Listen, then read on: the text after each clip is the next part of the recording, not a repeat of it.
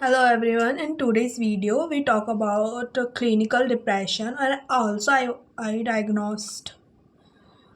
I take medicines for 6 months and counseling also.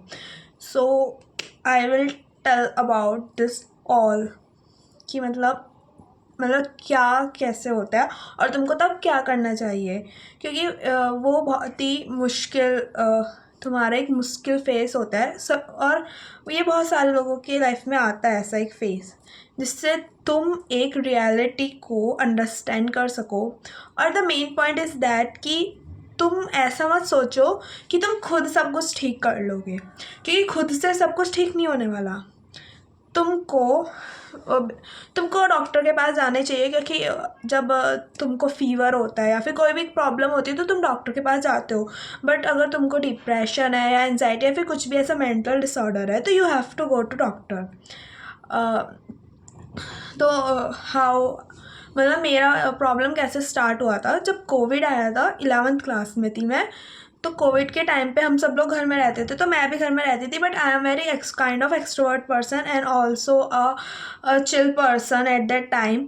But with the time things will change, because सब कुछ मेरे according तो चल नहीं सकता था और मैं रोज़ बाहर खेलने, मज़े करने, गेड़ी मारने नहीं जा सकती थी। तो मैं घर में रहती थी। बट मेरे को ऐसा है ना कि मेरे से एक टाइम पे एक जगह नहीं रहा जाता कि मैं बस बैठ जाऊँ या फिर सो जाऊँ। मैं ऐसी नहीं हूँ।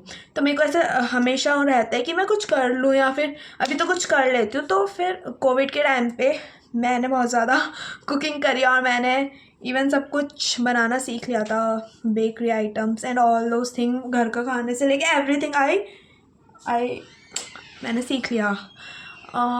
घर का काम करते थे, बट धीरे धीरे क्या हुआ ना कि मैं बहुत ज़्यादा अनसोशल हो चुकी थी। तो 1 साल अनसोशल, 1 डेढ़ साल रहने के बाद मैं बहुत चेंज हो गई, क्योंकि मैं बहुत ज़्यादा सोचने लगी थी उस टाइम पे कि मैं अब क्या करूँ ऐसे करके, और मैं कुछ कर पाती नहीं थी। अब जब हमको कुछ करना है और हम नहीं उसके खिलाफ एक्शन ले पा रहे हैं तो इवन सी बात है, हमको सिर्फ एनजाइटी होती है। हम अपने दिमाग में बस सोचते रहते हैं कि हमको ये करना है, हमको ये करना है, बट हम नहीं कर रहे। That is why anxiety comes, और when the anxiety is come you overthink a lot and lot and lot. और ऐसे ही मेरे साथ हुआ।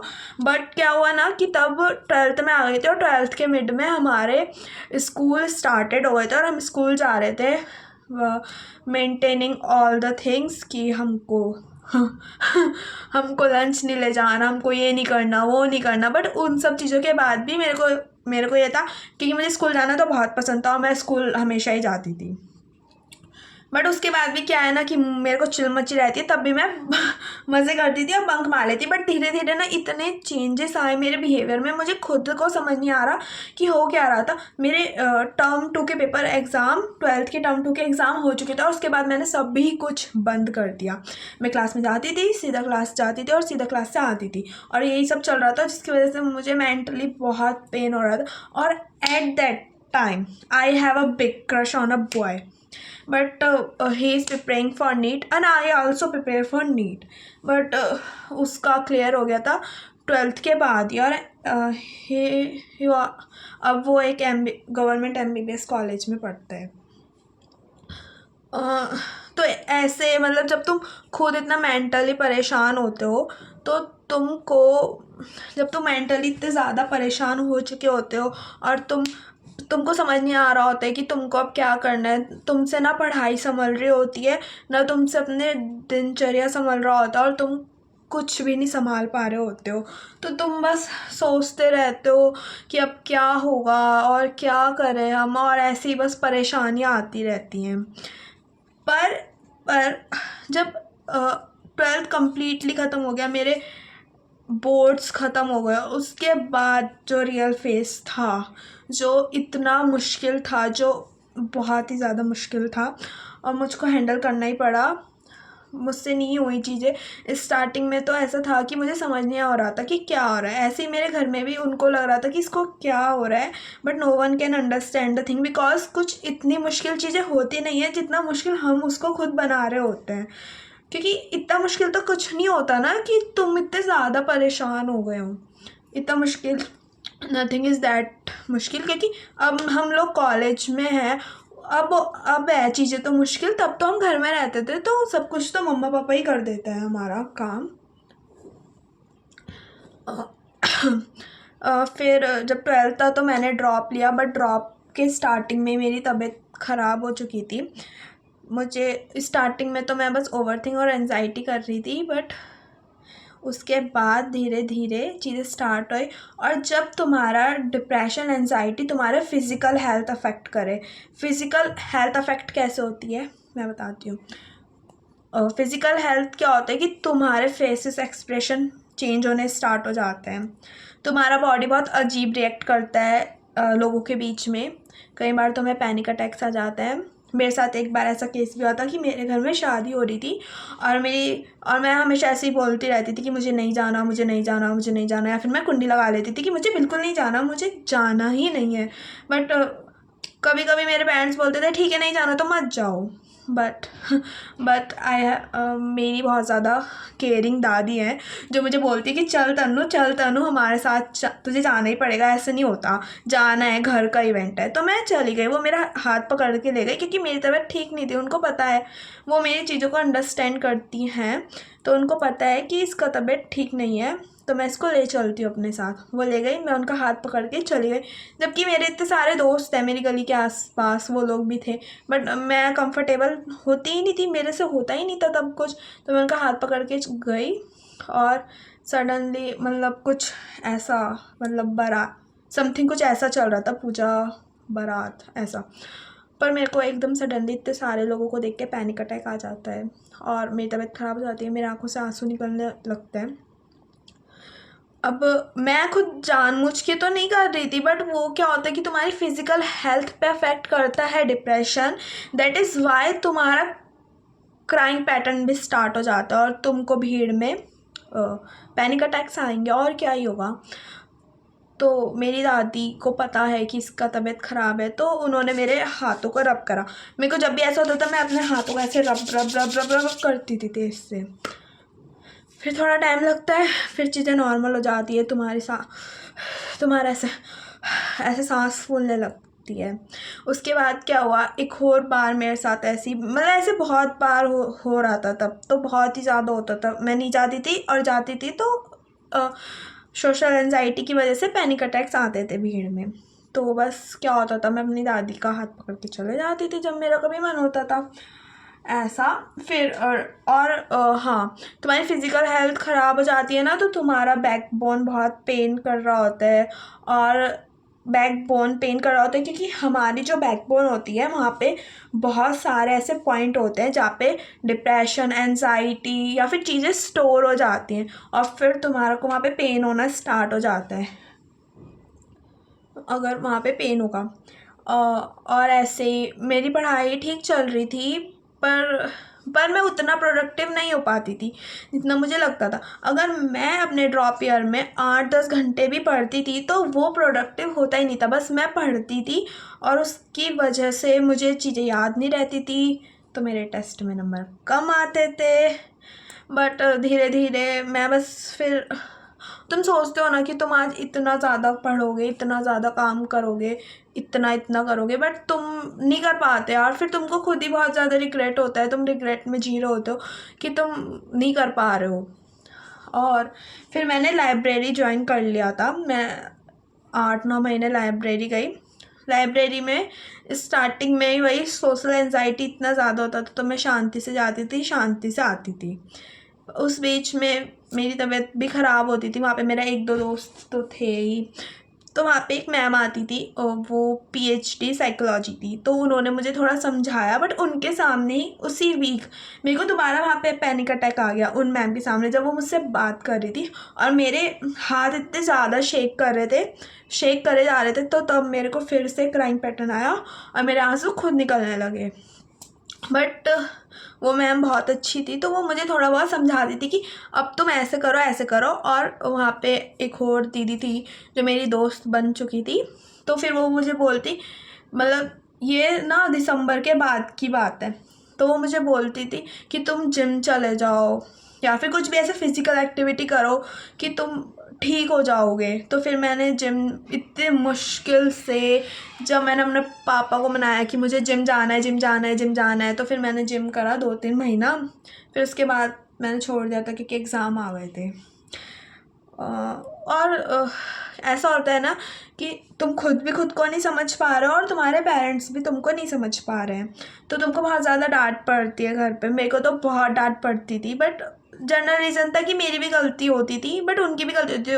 अब वो नहीं समझ पा रहे हैं तो मैं, अब तो कोई इंसान तुम्हारी चीज़ें नहीं समझ पा रहा है तो तुम ज़बरदस्ती उसको नहीं समझा सकते ना किसी चीज़ को, तो तुम नहीं समझा सकते।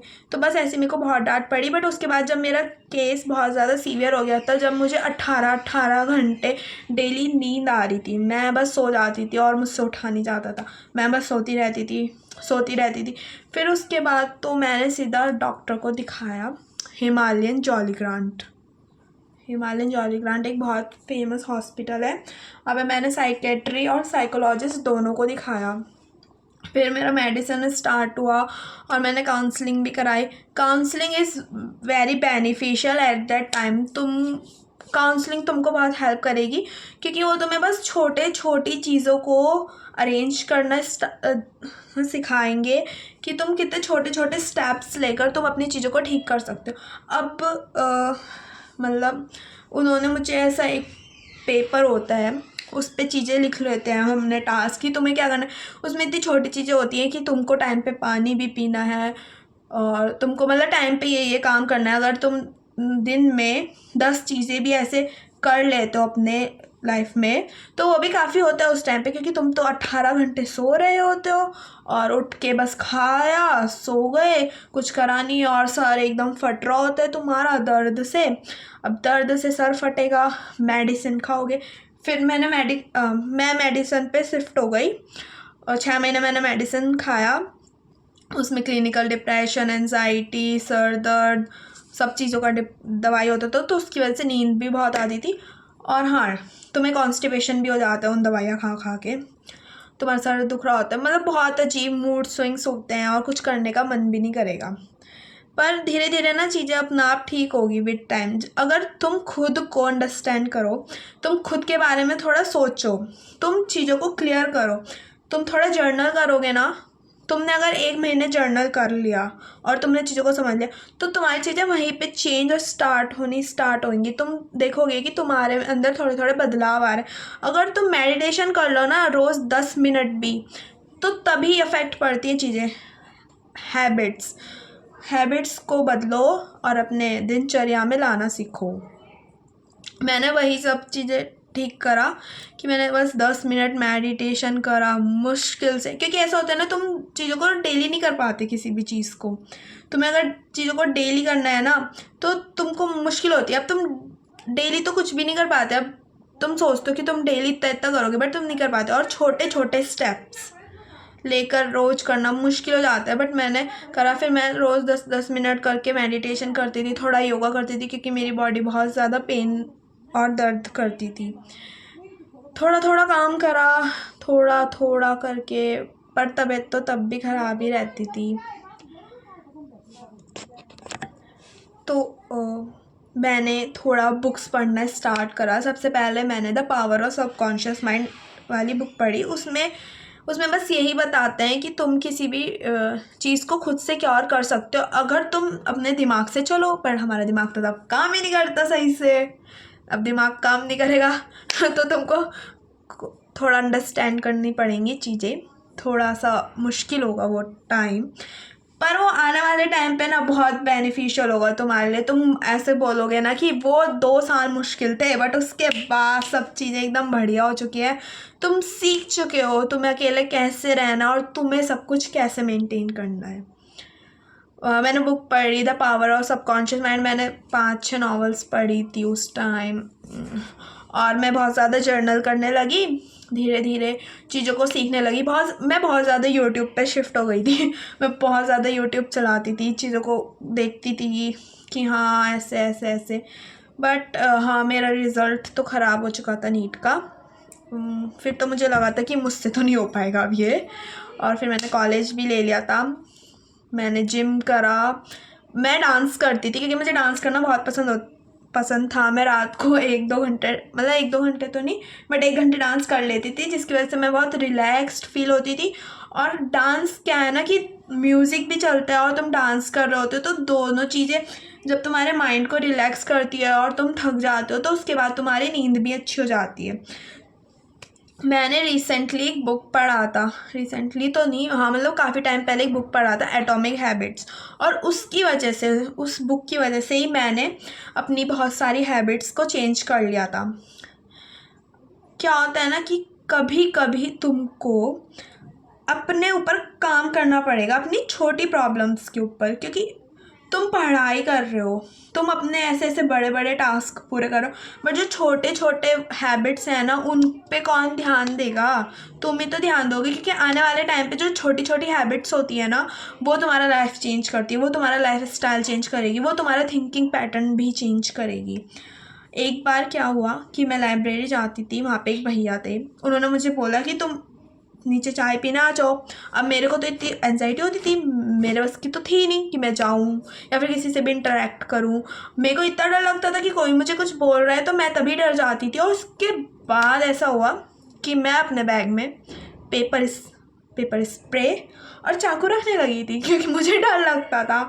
अब ये सब ना तुम्हारा माइंड तुमसे करा रहा है, क्योंकि डरने की कोई बात ही नहीं है, बस तुम्हारा माइंड तुमसे ऐसी गलत चीज़ें करा रहा होता है और तुम बस गलत चीज़ें कर रहे होते हो। और एंड में ना, अगर तुमको ऐसी प्रॉब्लम हो रही है तो तुम मंदिर जा सकते हो, क्योंकि मैं बहुत ज़्यादा मंदिर जाती थी।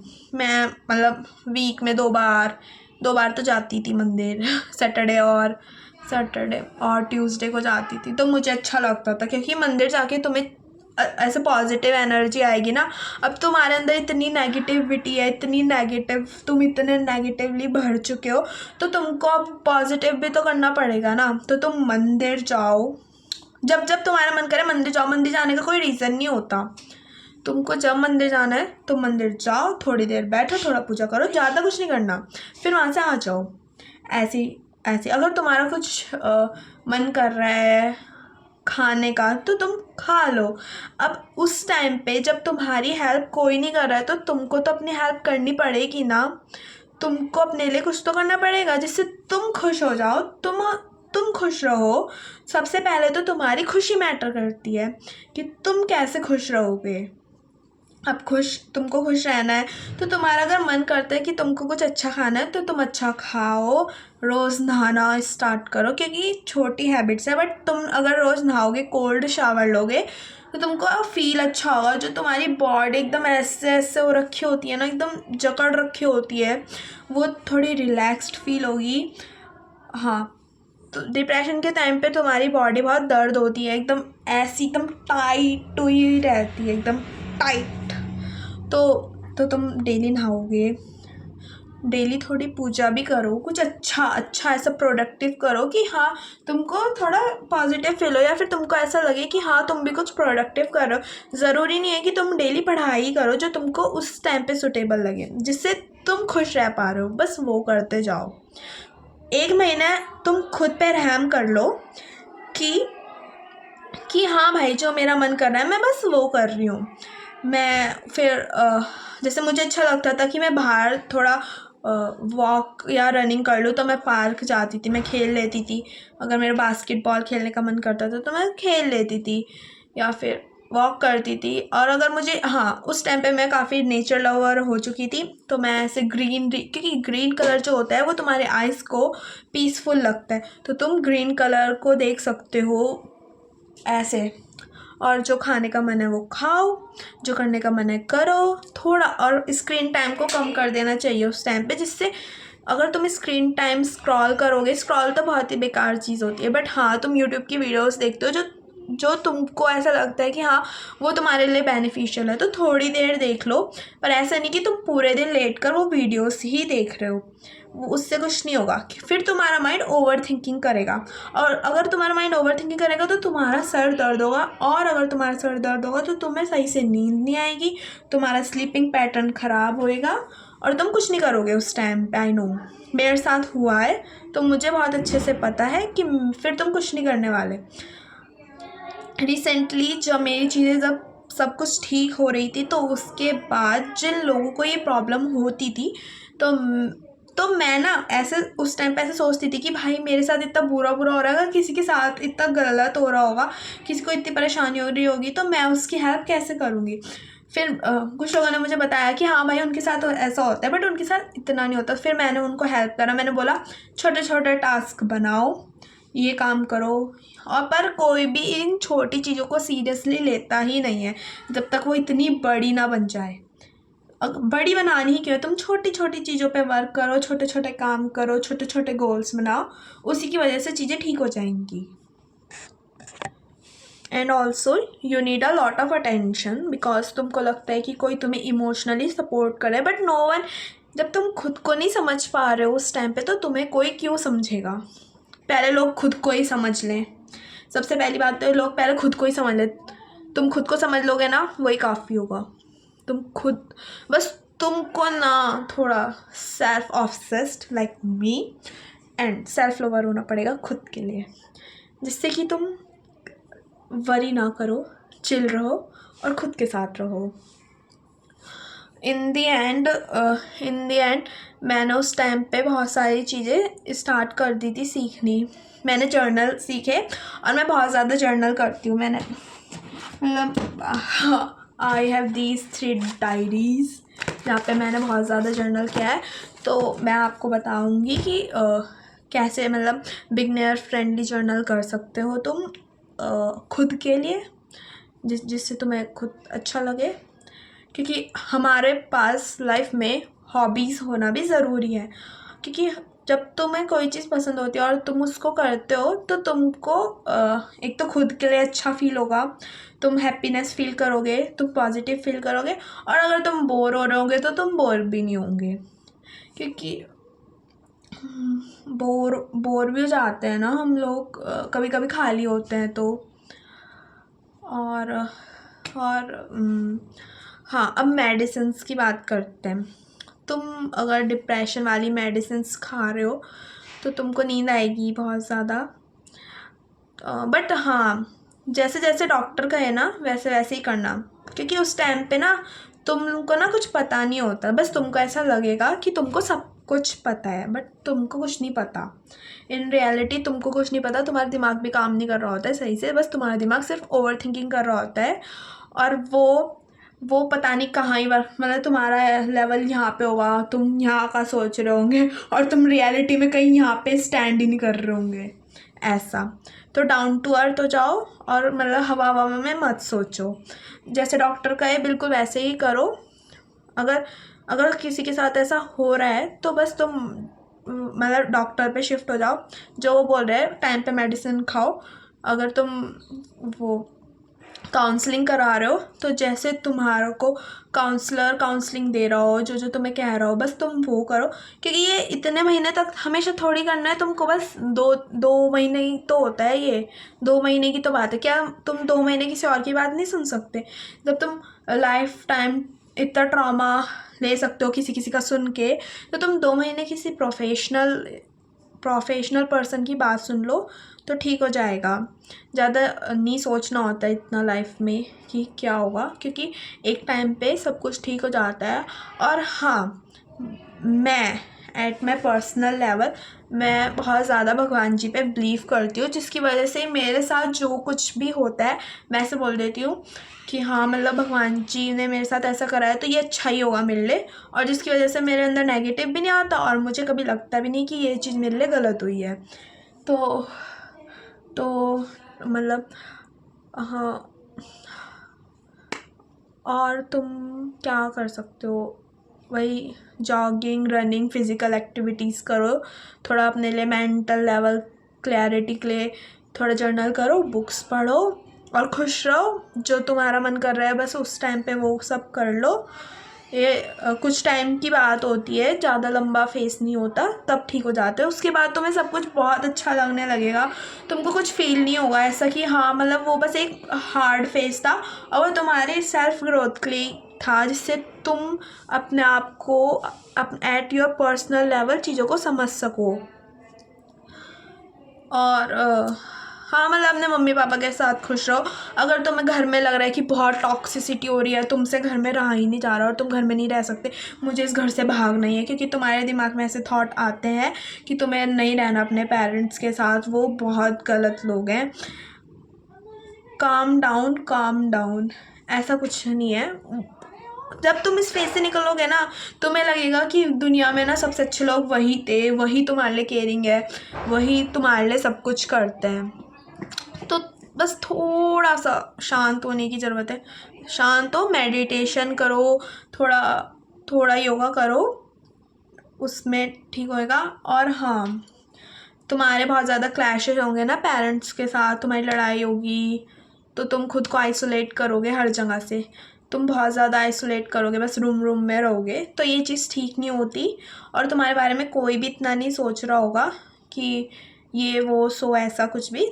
तुम थोड़ा रिलैक्स्ड रहो बस, और अपने घर में खुश रहो। अगर तुमसे नहीं भी रहा जा रहा है तो ठीक है, थोड़ा बहुत कट ऑफ करो, पर वो उस टाइम पे ही अजीब लगता है, उसके बाद अजीब नहीं लगेगा।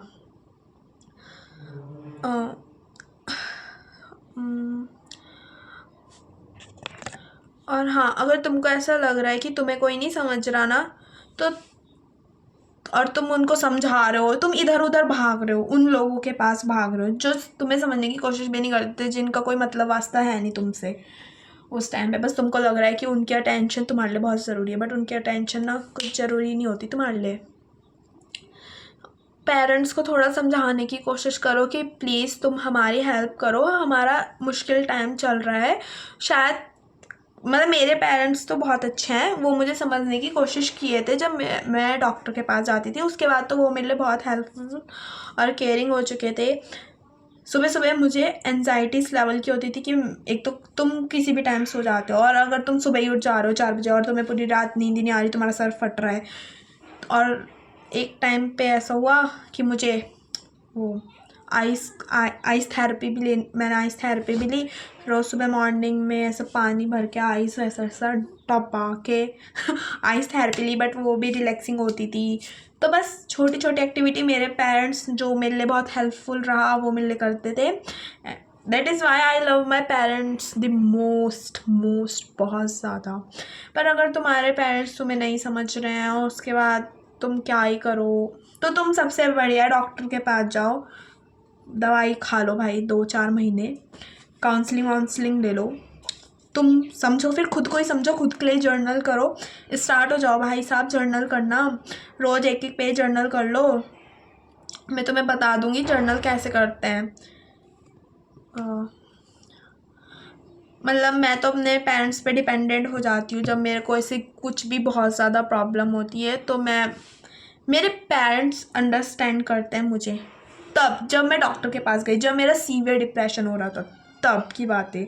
उससे पहले नो सपोर्ट, उससे पहले तो मुझे चाटे भी पड़ चुके थे इतनी बार। पर मेरी गलती होती थी क्योंकि मैं बहुत ज़्यादा परेशान हो जाती थी या फिर परेशान कर देती थी, क्योंकि कोई रीज़न नहीं था, पता नहीं ना, ऐसे तुम्हारी बॉडी इतना पेन करेगी तो तुम क्या ही करोगे, ऐसी चीज़ें चलेगी। इन दी एंड जब तुम्हारा ये फेस निकलेगा तो तुम थैंक्सफुल होंगे गॉड को और ख़ुद के लिए कि तुम्हारी क्लैरिटी भी बढ़ेगी और तुम्हारा परसेप्शन, भाई मैंने क्या बोल दिया, हाँ, तुम्हारा पर्सपेक्टिव भी चेंज जाएगा लाइफ को लेके, और it is good for all. ये बस टाइम की बात है, और हमारी लाइफ में बहुत सारी चीज़ें चलती रहेंगी। तो don't take it too much serious, don't be a serious person, क्योंकि सीरियसनेस से तो कुछ नहीं होगा। बस अपना काम करते रहो, एक्शन लो चीज़ों के ख़िलाफ़, इतना ही है। एंड जल्दी एक नेक्स्ट वीडियो में मिलते हैं गाइस, थैंक यू।